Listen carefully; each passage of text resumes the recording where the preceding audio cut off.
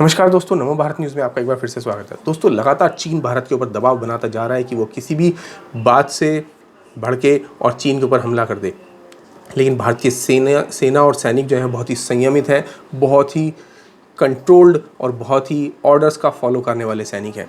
इसलिए भारतीय सेना जो है चीनी सीमा पर सतर्कता से और पूरी डटकर खड़ी हुई है और चीन की दीवार से भी मजबूत दीवार भारतीय सेना ने अपने मानव शरीरों की बना दी है। जी हाँ, लेकिन क्या है पूरा मामला आपको विस्तार से बताऊंगा। मैं आपसे यहाँ पर आग्रह करूंगा कि यहाँ कमेंट बॉक्स में जाकर भारतीय सेना जिंदाबाद के नारे इतने ज़्यादा लगाइए कि पूरी दुनिया में ये ट्रेंड करने लगे हैशटैग भारतीय सेना जिंदाबाद, ताकि चीन को भी पता चल जाए कि भारत इस समय क्या सोच रहा है। दोस्तों आपको बता दूं कि लद्दाख सीमा के पास कई क्षेत्रों में भारतीय और चीनी सैनिकों के बीच तनाव की स्थिति बरकरार है। कहा जा रहा है कि साल 2017 के डोकलाम टकराव के बाद यह सबसे बड़ी सैन्य तनातनी का रूप ले सकती है। सूत्रों के मुताबिक भारतीय सेना पैंगोंग त्सो और गालवान घाटी में ज़्यादा सतर्कता बरत रही है। लद्दाख में वास्तविक नियंत्रण रेखा यानी LAC पर चीन के साथ तनातनी का माहौल तो लगातार बना ही हुआ है। आपको बता दें कि भारत और चीन के बीच बातचीत के जरिए तनाव को कम करने के प्रयास भी किए जा रहे हैं, लेकिन अभी कोई नतीजा आता नज़र नहीं आ रहा है। दोनों देशों की सेना पैंगोंग त्सो झील और गालवान घाटी और दमचौक में अपनी अपनी स्थिति पर कायम है। तीनों जगहों पर चीनी सैनिक और भारतीय सेना के मुस्तैद जवान आमने सामने हैं।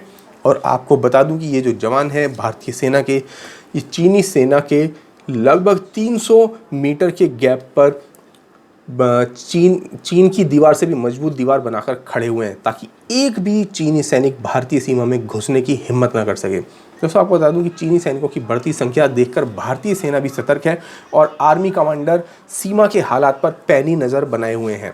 भारतीय सेना के जो जवान हैं वो LAC पर चीनी सैनिकों के ठीक सामने महज 350 मीटर की दूरी पर मोर्चा संभाले हुए हैं इस समय। और रविवार को चीन के विदेश मंत्री वांग यी ने अपने लंबे प्रेस कॉन्फ्रेंस में एक बार भी भारत का जिक्र नहीं किया है।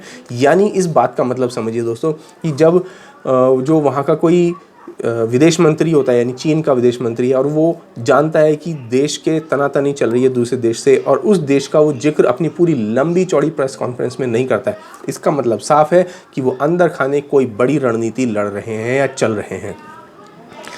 अब वहीं नई दिल्ली की तरफ से भी चीन का जिक्र नहीं किया जा रहा है। शुक्रवार से चीनी नेशनल पीपल्स कांग्रेस की शुरुआत होने वाली है और इसकी समाप्ति तक कोई तार्किक बातचीत होने की उम्मीद बहुत कम लग रही है, क्योंकि चीन इस समय कुछ अलग ही मूड में नज़र आ रहा है। क्योंकि चीन ने इस समय पूरी दुनिया को कोरोना दिया हुआ है और अब वह उस मोड में आ चुका है जब उसने अपने देश में तो कोरोना को कंट्रोल कर लिया है और अब दूसरे कमज़ोर पड़ चुके देशों के ऊपर वो या तो आर्थिक तौर पर या सैनिक तौर पर हमले करके उनके ऊपर कब्जा करना चाहता है। पिछले 4 सालों में भारत ने सीमा पर विकास कार्यों को बढ़ाया है, ये वो बहुत अच्छी तरह से जानता है। इससे LAC पर भारतीय सेना की पहुंच पहले की तुलना में बहुत तेज हुई है और भारत चीन के आक्रामक पेट्रोलिंग का उसी की भाषा में जवाब दे भी रहा है।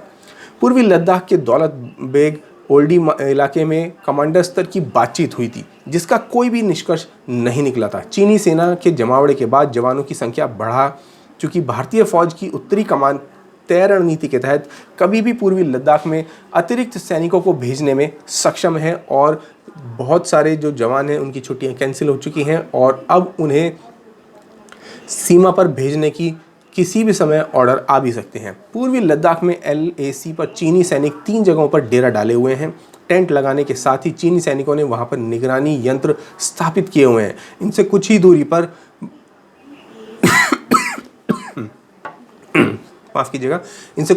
भारतीय सेना के जवान भी मोर्चा संभाले हुए हैं। इस विवादित इलाके में चीनी सेना ने अपने 2 से 2,500 सैनिकों की तैनाती की हुई है और वह धीरे धीरे अस्थायी निर्माण को मजबूत कर रही है। एक उच्च सैन्य अधिकारी ने कहा है कि क्षेत्र में भारतीय सेना चीनी से कहीं ज़्यादा बेहतर स्थिति में है। यानी कि अब आप समझिए कि जो भारत के जो सैनिक हैं वो लगातार इन इलाकों में पेट्रोलिंग करते हैं और प्रैक्टिस करते हैं और कहीं ज़्यादा अभ्यास करते हैं, जिसके चलते भारतीय जो सैनिक हैं इन इलाकों में चीन से कहीं ज़्यादा अभ्यस्त हैं इन इलाकों में लड़ाई लड़ने के।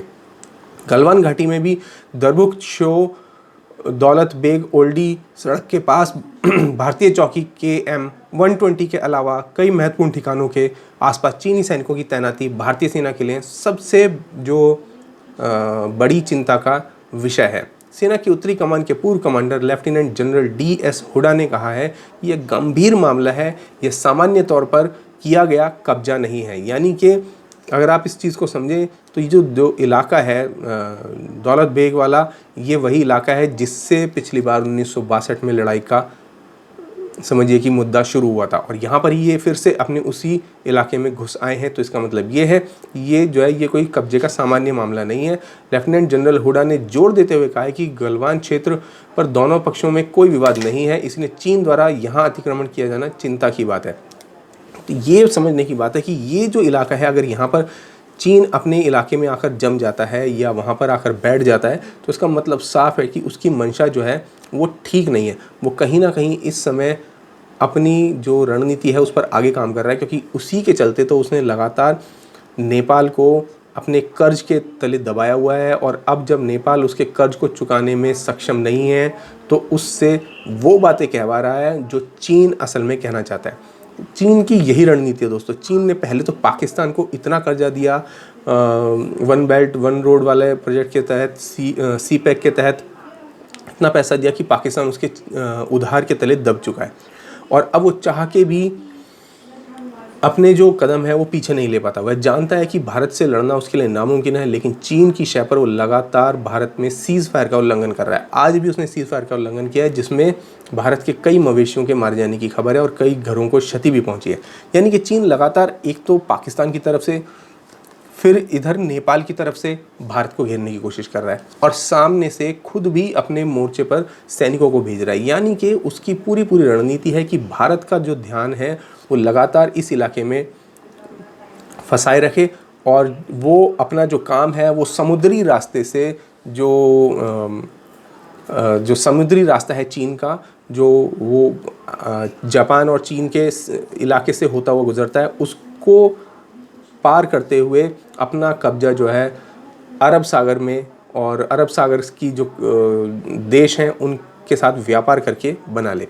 आपको बता दूं दोस्तों कि फ़िलहाल जो भारत और चीन की जो सीमा पर जो चल रहा है उसके अनुसार रणनीतिक मामलों के विशेषज्ञ एवं चीन के में भारत के राजदूत रह चुके अशोक कांत ने भी लेफ्टिनेंट जनरल हुडा से सहमति जताई है, और वह मानते हैं कि इस समय चीन कोई बहुत बड़ी चाल चल रहा है। उन्होंने कहा कि चीनी सैनिकों ने कई बार घुसपैठ की है, यह चिंता की बात है, यह सामान्य टकराव नहीं है, यह परेशान करने वाला मामला है। सूत्रों की माने तो पेंगोंगसो और डेमचौक और दौलत बेग ओल्डी क्षेत्र में दोनों देश की सेनाओं के बीच बढ़ते तनाव को कम करने के लिए राजनयिक प्रयास किए जाने बेहद ही आवश्यक हो चुके हैं। अब इस सब का क्या मतलब है दोस्तों? दरअसल चीन एक बहुत बड़ी रणनीति चल रहा है। इसमें दो चीज़ें हो सकती हैं, या तो चीन कुछ ऐसा बड़ा करने जा रहा है जिसके लिए वो पूरी दुनिया का ध्यान भटकाकर भारत और चीन की जो सीमा है, सीमा विवाद पर लाकर टिकाना चाहता है, और वो पीछे से कोई बड़ी चीज़ करना चाहता है, या फिर वह यह चाहता है कि जो भारत, ठीक है, भारत का जो हिमालय वाला इलाका है उसके ऊपर तो वो दिखाए कि झगड़ा चल रहा है, और चीन के इस इलाके से होते हुए भारत का जो ये श्रीलंका और अंडमान निकोबार वाला जो इलाका है, मालदीव्स वाला, यहाँ से होते हुए वो अरब की खाड़ी तक पहुँच जाए, ताकि उसका जो व्यापार का जो रास्ता है वो पूरा ट्रैक बन जाएगा। क्योंकि आपको भी मालूम होगा, लगभग अभी 2 हफ्ते पहले चीन के जो बहुत सारे जहाज़ थे वो इस इलाके में पायरेट्स, जो समुद्री जो लुटेरे होते हैं, उनको पकड़ने की अभ्यास के बहाने उन्होंने अरब सागर के आसपास के इलाके में गश्तें भी लगाई थीं, और ये उन्होंने इसको अपना एक रूटीन प्रैक्टिस बोला था, और कहा था कि हम इस इलाके में जो हमारे जो व्यापार का जो रास्ता हो सकता है भविष्य में, उसके लिए अगर हम चाहते हैं कि इस इलाके से जो समुद्री लुटेरे हैं उनका सफाया कर दिया जाए, इसके लिए हम लोग एक रूटीन, एक ड्रिल प्रैक्टिस कर रहे हैं। तो यानी कि चीन की कहीं ना कहीं मंशा है कि वो भारत को ओशंस ऑफ पर्ल के इस फेर में भारत को फंसाना चाहता है, और अपने व्यापार को जापान और चीन के बीच के समुद्री रास्ते से लेते हुए अरब देशों तक वो पहुंचना चाहता है, अपनी ये पहुंच बनाना चाहता है।